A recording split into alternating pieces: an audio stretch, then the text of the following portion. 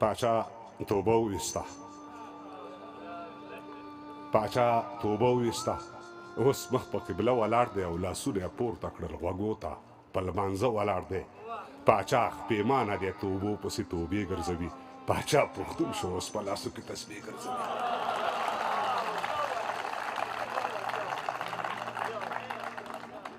پاچا توبه وویسته اوس مخ په قبله ولاړ دی او لاسونه یې پورته کړل غوږو ته په لمانځه ولاړ دی پاچا پښتون شو اوس په لاسو کې تسبیح ګرځوي پاچا په ډېره هوښیارۍ اوس خپل پردی وباسي شاید له ارګ نه شتمني او سر ژوندی وباسي په افغان ضد او پښتون ضدو د کابل وخوړو پاچا به خودې نه زموږ حق دې پر بل وخوړو کوم تصادف او معما نه وه د پرون په خلاف نن کومه لوبه چې شروع ده د پښتون په خلاف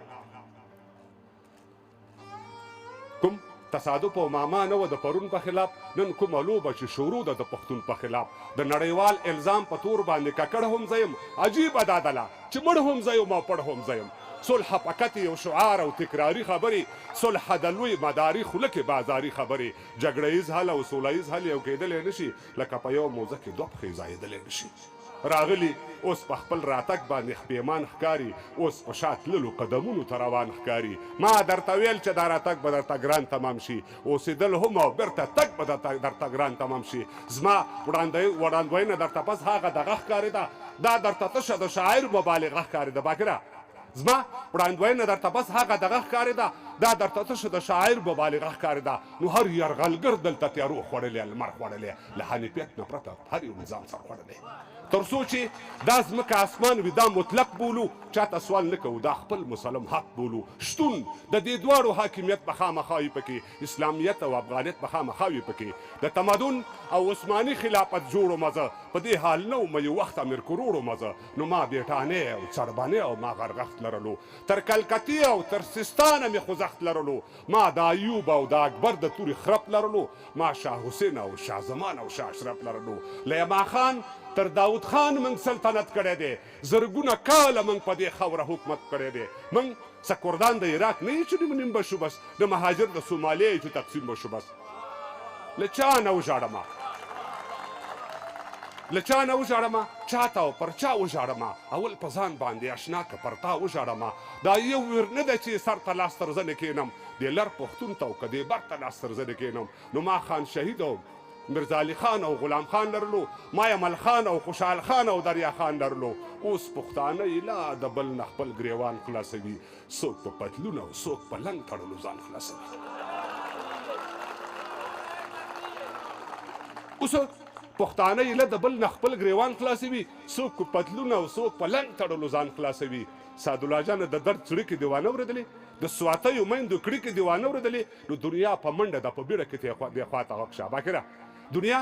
په منډه ده په بیړه کې دې خواته غوږ شه نورالبشره تا ته ډېر غوږ شوم اوس ما ته غوږ شه ما د رقیب دا سپورې ستغې خوب ته نه پرېږدي ما د اجمل د غیرت چغې خوب ته نه پرېږدي تاسو د عشق وایې د ژوند نه هم یې زار ناست یم هر څه چې کېږي یوې چغې ته تیار ناست یم اجمل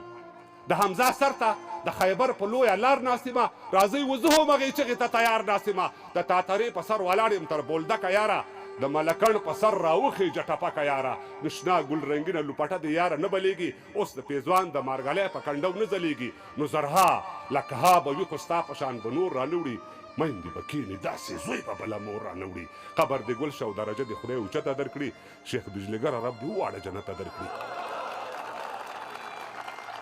زم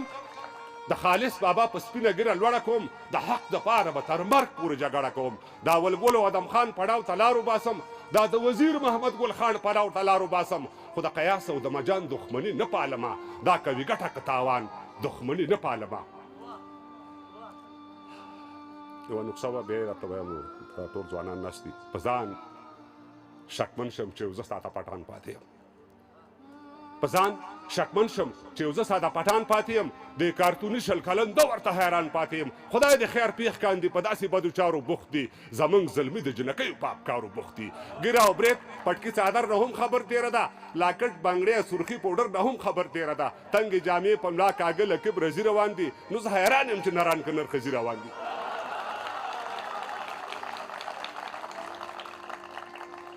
کابل ناری وهي بیا سید جمال الدین غواړي شیر علي خان سید اکبر خان او سبکتګین غواړي پسته ماړه به وي په وینو په پیسو باندې و شراب ناڅا او په هلکانو او جنکو باندې دا له خیرو څري ګریوان نه حیا نه درځي نور تاسو او خدای د افغانستان نه حیا نه درځي نو هغه صافي مومن شینواري او خوږیاڼي مړه شوي هغه ځاځي بنګل ګربز زدران تړي مړه شوي اوس یې زرګونه کیلومتره ځمکه بل لاندې کړه ماته یو رنګ دی که پرنګ او که مغول لاندې کړه څنګه یې اسکې هغوی دا کم لوري ته وړي سي نو به زهر دی اسکې کونړي د کونړي سیمو به څوک به کامه ګوشته لالپور او سپین غر پرې ساتي توره د هر چا سره شته دی خو خپل سر پرې ساتي او توره